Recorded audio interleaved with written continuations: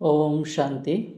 आज दिनांक 7 नवंबर 2025 के मुरली मंथन में शिव बाबा के मास्टर कंट्रोलर आत्माओं का स्वागत है। जैसा कि आप सभी ने यह नोट किया होगा कि इस महीने की मुरली अशरीरी अवस्था के लिए समर्पित है, इसलिए हम मुरली के अंत में अव्यक्त बाप दादा के साथ कुछ मिनट अशरीरी अवस्था का योग अभ्यास करेंगे। आप बिल्कुल भी इसे मिस मत करिएगा। तो सबसे पहले आज की अर्पण विधि का सुमान रहेगा। मैं दिव्य दृष्टि द्वारा दिव्य दर्शन करने वाली आत्मा हूँ। इसे अमृत वेला खास और आम बाकी दिन भर में भी आप कर सकते हैं। तो आप करना क्या है, एक छोटे से ग्लास में पानी लेना है, फिर उसे दृष्टि देते हुए आपको 21 बार कहना है कि मैं दिव्य दृष्टि द्वारा दिव्य दर्शन करने वाली आत्मा हूँ। फिर कहना है, बाबा भविष्य सतयुगी दुनिया, पेड़ पौधे, फल, जल, प्लेन, पहाड़, झरने, सोने के महल, पुष्पक विमान, देवी देवताओं की दुनिया, झूला झूलते बच्चे आदि सभी मुझे स्पष्ट नज़र आएं, जैसे कि आजकल की दुनिया को देखते हैं। उसके लिए आपको यह जल अर्पित है, अर्पित है, अर्पित है। तो लंबे अभ्यास के बाद ही आप इस सम्मान की शक्ति को अनुभव कर पाएंगे, इसलिए धीरज रखते हुए आगे बढ़िएगा। तो इसके पहले कि हम मुरली मंथन शुरू करें, आप सभी अपने आप को आत्मिक भान में स्थित कर लें कि मैं आत्मा इन कानों से बाबा की बातों को पूरा ग्रहण करने की कोशिश करूँगा। और बाबा से मदद लीजिए। बाबा मेरे साथ ही आ जाओ। आपके मुरली के गहरे राज को दिव्य दृष्टि से देखने और दिव्य बुद्धि से समझने में मेरी मदद करो। मुरली में जो आप हमें डायरेक्शन देते हैं उसे धारण करने में मदद करो। बस, तो फिर बाबा तो बंधा हुआ है मदद करने के लिए। तो अब हम 7 नवंबर 2025 की मुरली के मुख्य पॉइंट सुनते हैं। बाबा कहते हैं, मीठे बच्चे, यह सर्वोत्तम बनने का समय है, इसलिए पढ़ाई पर बहुत ध्यान देना है। बाबा कहते हैं, तुम्हारे पास इस बने बनाया ड्रामा की नॉलेज है। तुम जानते हो इसमें हर आत्मा का अपना पार्ट है। बाप हमें सुख का वर्षा दे रहे हैं, फिर हम रो कैसे सकते। यानी कि बाबा हमें बच्चों को सुख देने का पाठ दिए हैं, तो हम दुख कैसे दे सकते। और हमसे जुड़ी ऐसी कई आत्मा हो सकती है जो सबको दुख दे, तो वह उसका पार्ट होगा। हमें खास अपने सुख देने के पार्ट पर ध्यान देना होगा। बाबा कहते हैं कि परवाह थी पार ब्रह्म में रहने वाले की, वह मिल गया, बाकी क्या चाहिए। बख्तावर अर्थात शक्तिशाली जो बच्चे होते हैं उसको बख्तावर कहते हैं। बख्तावर बच्चे कभी रोते नहीं।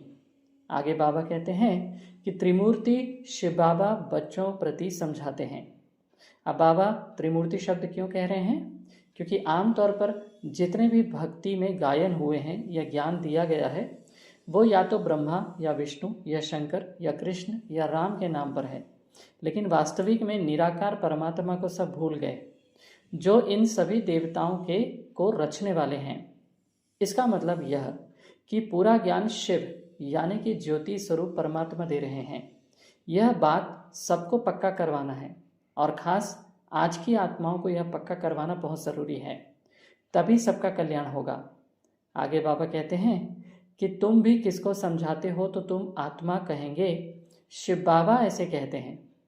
यह बाप भी कहेंगे अर्थात ब्रह्मा बाबा भी कहेंगे, बाबा तुमको समझाते हैं। यहाँ मनुष्य मनुष्य को नहीं समझाते हैं, लेकिन परमात्मा आत्माओं को समझाते हैं या आत्मा आत्मा को समझाती है। ज्ञान सागर तो शिव बाबा ही है और वह है रूहानी बाप। इस समय रूहानी बच्चों को रूहानी बाप से वर्षा मिलता है। जिस्मानी अहंकार यहाँ छोड़ना पड़ता है। इस समय तुमको देही अभिमानी बन बाप को याद करना है। कर्म भी भल करो, धंधा धोरी आदि भल चलाते रहो।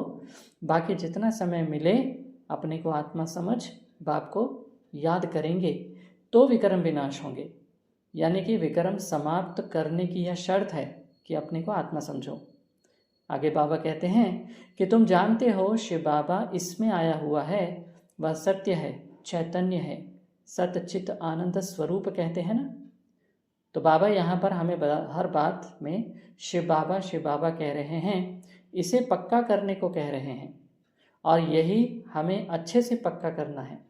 बाबा का रूप सत्य है, इसका मतलब हर धर्म की आत्मा इस रूप को स्वीकार करती है और ऐसे परमात्मा को चित्त पर बिठा लेंगे, यानी कि अपने मन की गहराई से उन्हें स्वीकार कर लेंगे, तभी हमें आनंद की अवस्था मिलेगी। आगे बाबा कहते हैं कि पतित पावन सीताराम कहें तो भी ठीक है, तुम सब सीताएं अथवा भक्तियां हो। वह है एक राम यानी कि भगवान अर्थात शिव बाबा। तुम भक्तों को फल चाहिए भगवान द्वारा, तो कौन सा फल? मुक्ति और जीवन मुक्ति का। मुक्ति का मतलब परमधाम और जीवन मुक्ति का मतलब सतयुग।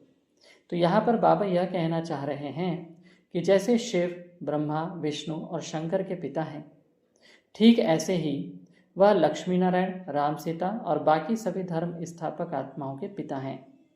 यही पॉइंट बाबा आज पक्का करवाना चाह रहे हैं, तभी हमारे वाणी में जौहर भरेगा और सामने वाले को असर होगा। आगे बाबा कहते हैं कि बाप न सतयुग में आते हैं न कलयुग में आते हैं। बाप कहते हैं मेरा पार्ट ही संगम पर है, इसलिए संगम युग कल्याणकारी युग कहा जाता है। यह है ऑस्पिशियस, बहुत उच्च शुभ समय संगम युग। जबकि बाप आकर तुम बच्चों को नर से नारायण बनाते हैं। मनुष्य तो मनुष्य ही हैं, परंतु दैवीय गुण वाले बन जाते हैं। उनको कहा जाता है आदि सनातन देवी देवता धर्म। बाप कहते हैं मैं यह धर्म स्थापन करता हूँ, यानी कि देवी देवता धर्म। और कौन सा धर्म बाबा स्थापन करते हैं? तो एक मुरली में बाबा ने कहा था कि ब्राह्मण धर्म, देवी देवता धर्म और क्षत्रिय धर्म, ये 3 धर्म बाबा स्थापन करते हैं। बाबा कहते हैं इस धर्म में आने के लिए पवित्र जरूर बनना पड़ेगा। पतित पावन एक ही बाप है, बाकी सब हैं ब्राइड्स, भक्तियाँ। जब बाबा हमें भक्तियाँ या सीताएं कहते हैं तो इसका अर्थ है कि हमारा जो अभिमान है कि मैं शरीर रूप में या तो पुरुष हूँ या स्त्री हूँ, इस भान से बाबा हमें छुड़ा देते हैं और एक समर्पण भाव हमारे मन में लाते हैं।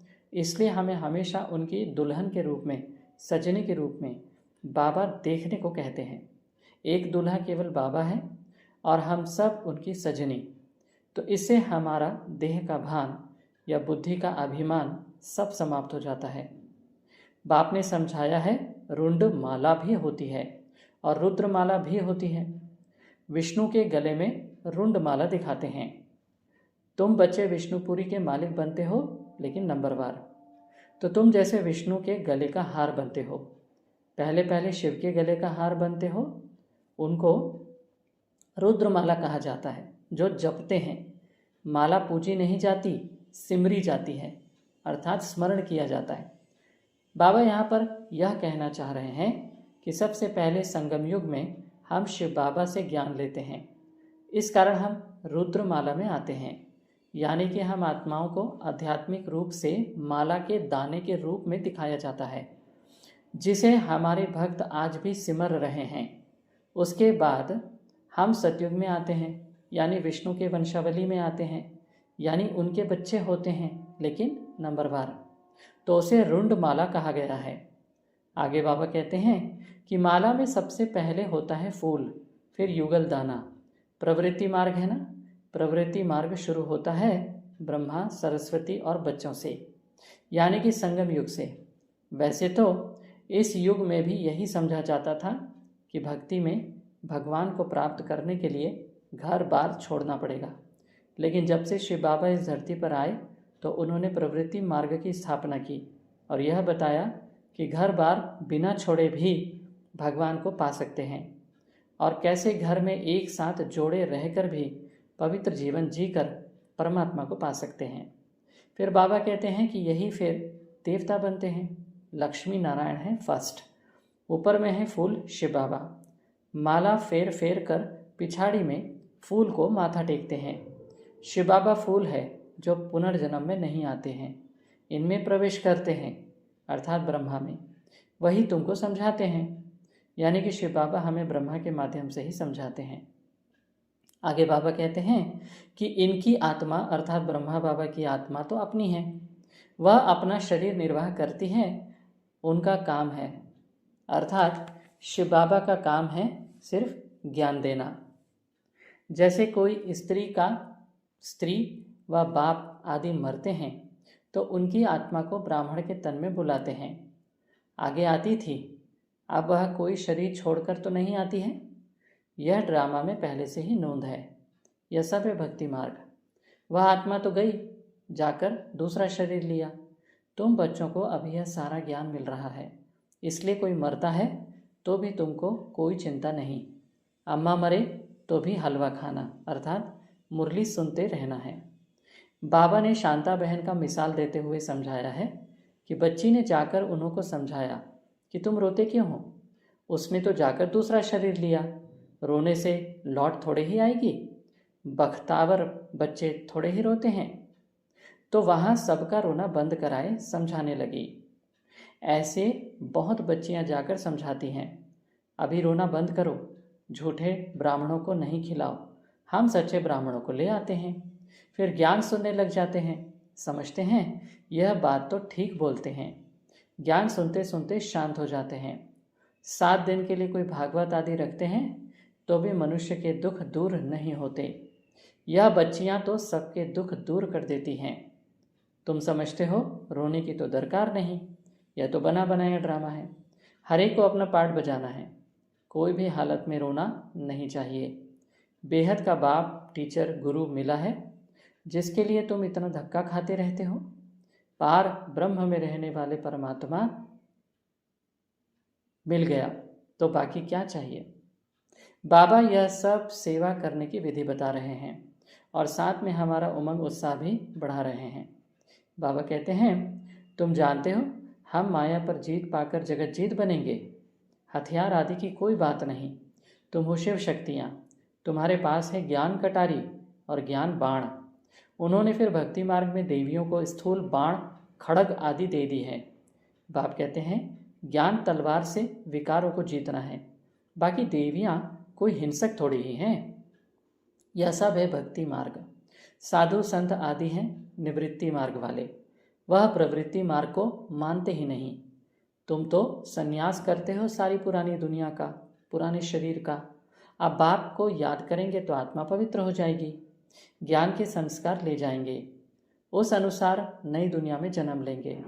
अगर यहाँ भी जन्म लेंगे तो भी कोई अच्छे घर में राजा के पास व रिलीजियस घर में वह संस्कार ले जाएंगे, सबको प्यारे लगेंगे, कहेंगे यह तो देवी है। बाबा ने भोग संदेश में दादी प्रकाशमणि जी के बारे में बताया था कि दादी जी एक भक्त परिवार के घर में पैदा हुई हैं और वह जन्म लेते ही कई अच्छे अच्छे सुझाव दे रही हैं, तो सब उनको बहुत मानने लग गए हैं। तो अब दादी तो इतनी पवित्र आत्मा है, तो ऐसा होना तो स्वाभाविक है। बाबा कहते हैं श्री कृष्ण की कितनी महिमा गाते हैं, छोटेपन में दिखाते हैं माखन चुराया, मटकी फोड़ी, यह किया, कितने कलंक लगाए हैं। बाबा इसका आध्यात्मिक रहस्य बताते हैं, माखन चुराया मतलब ज्ञान सुनाया, मटकी फोड़ी मतलब कि देह अभिमान की मटकी फोड़ी। अच्छा, फिर कृष्ण को सांवरा क्यों बनाया है? वहाँ तो श्री कृष्ण गोरा होगा ना। फिर शरीर बदलता रहता है, नाम भी बदलता रहता है। श्री कृष्ण तो सतयुग का पहला प्रिंस था, उनको क्यों सांवरा बनाया है? कभी कोई बता नहीं सकेंगे। वहाँ सांप आदि होते नहीं जो काला बना दे, यहाँ जहर चढ़ जाता है तो काला हो जाते हैं, वहाँ तो ऐसी बात हो न सके। तो बाबा यहाँ पर राज खोलते हैं कि वास्तविक में श्री कृष्ण को सांवरा इसलिए दिखाया गया क्योंकि जब श्री कृष्ण सतयुग आदि में थे तो पवित्र थे। धीरे धीरे जब वह नीचे उतरते गए तो उनके अंदर देह अभिमान आ गया, अर्थात विकार आ गए। इस कारण उन्हें सांवरा दिखाया गया। बाबा कहते हैं कि इस ब्राह्मण संप्रदाय का किसको भी पता नहीं है। प्रजापिता ब्रह्मा के तो हम हैं ही मुख वंशावली। स्त्री की बात ही नहीं, इनमें बाप प्रवेश कर कहते हैं तुम हमारे बच्चे हो। मैंने इनका नाम ब्रह्मा रखा है। जो भी बच्चे बने सबके नाम बदली किए हैं, लेकिन जिन जिन का बाबा ने नाम बदली किया उनमें से कुछ ही रह गए, बाकी सभी समस्याओं के कारण, कठिन परिस्थितियों के कारण यज्ञ को छोड़कर चले गए। तब से बाबा ने नाम रखना बंद कर दिया। आगे बाबा कहते हैं कि जिनमें 5 विकार हैं उनको ही आसुरी संप्रदाय कहा जाता है। मंदिर में देवियों के आगे भी जाकर महिमा गाते हैं, आप सर्वगुण संपन्न और हम नीच पापी। लेकिन बाप तुम बच्चों को समझाते हैं, तुम ही पूज्य देवता थे, फिर 63 जन्म पुजारी बने, अब फिर पूज्य बनते हो। बाबा कभी भी हमें नीच, पापी, विकारी, दुष्ट आदि की नज़र से नहीं देखते हैं। बाबा हमें हमेशा हमारे भविष्य में जो बनने वाले हैं अर्थात पूज्य देवी देवताओं की नज़र से देखते हैं। बस बाबा की यही नज़र हमें देवी देवता बना देती है, बस थोड़ा पुरुषार्थ करना है। आगे बाबा कहते हैं कि हिंदू धर्म कह देते हैं, वास्तव में तो भारत में आदि सनातन देवी देवता धर्म था, न कि हिंदू। इतिहास में हिंद नदी के बगल में रहने वालों को हिंदू कह दिया गया, लेकिन वास्तविक में वह तो देवी देवता धर्म की आत्माएं थीं, जो कि पूरी दुनिया को हमेशा देने का भाव ही रखती थीं। इस कारण ही उन्हें देवता कहा जाता था, और आज भी वही देने के भाव के कारण ही भारत विश्व गुरु बनने के काफ़ी करीब है। आगे बाबा कहते हैं कि अंत तक तुमको ज्ञान सुनाता रहूँगा, तुम इनका किताब कितना बनाएंगे, कितने कागज खल्लास हुए होंगे। गीता तो एक ही इतनी छोटी है, गीता का लॉकेट भी बनाते हैं। गीता का बहुत प्रभाव है, परंतु गीता ज्ञान दाता को भूल गए हैं, यानी कि गीता का ज्ञान बहुत सूक्ष्म है। अपने आप को आत्मा समझो और सत्य पिता परमात्मा को याद करो, बस।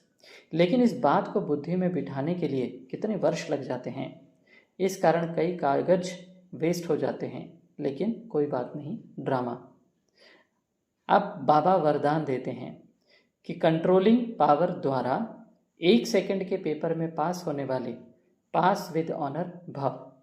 बाबा हमें इस वरदान के माध्यम से कंट्रोलिंग पावर की विधि बता रहे हैं। अभी अभी शरीर में आना और अभी अभी शरीर से न्यारे बन अव्यक्त स्थिति में स्थित हो जाना। जितना हंगामा हो उतना स्वयं की स्थिति अति शांत हो। इसके लिए समेटने की शक्ति चाहिए। 1 सेकंड में विस्तार से सार में चले जाएं और 1 सेकंड में सार से विस्तार में आ जाएं। ऐसी कंट्रोलिंग पावर वाले ही विश्व को कंट्रोल कर सकते हैं, और यही अभ्यास अंतिम 1 सेकंड के पेपर में पास विद ऑनर बना देगा। आज के स्लोगन में बाबा कहते हैं कि वानप्रस्थ स्थिति का अनुभव करो और कराओ, तो बचपन के खेल समाप्त हो जाएंगे। मम्मा का यही स्लोगन था, हर घड़ी अंतिम घड़ी। इसी से उनके अंदर वैराग्य वृत्ति या कहें कि वानप्रस्थ स्थिति आई, यानी कि न तो देह के कोई संबंध और न ही देह का कोई पदार्थ उन्हें अपनी तरफ आकर्षित करता था। इसलिए बेहद की वैरागी माँ ब्रह्मा बाबा से पहले ही संपूर्ण बन गई। अब अंत में हम अशरीरी व विदेही स्थिति का अभ्यास करते हैं। विदेही बनने में हे अर्जुन बनो। अर्जुन की विशेषता, सदा बिंदी में स्मृति स्वरूप बन विजयी बना। ऐसे नष्टो मोहा स्मृति स्वरूप बनने वाले अर्जुन, सदा गीता ज्ञान सुनने और मनन करने वाले अर्जुन, ऐसा विदेही जीते जी सब मरे पड़े हैं, ऐसे बेहद की वैराग्य वृत्ति वाले अर्जुन बनो। अभिषेकन में सभी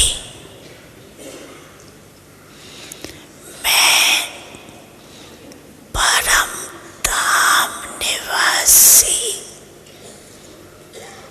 श्रेष्ठ आत्मा हूँ।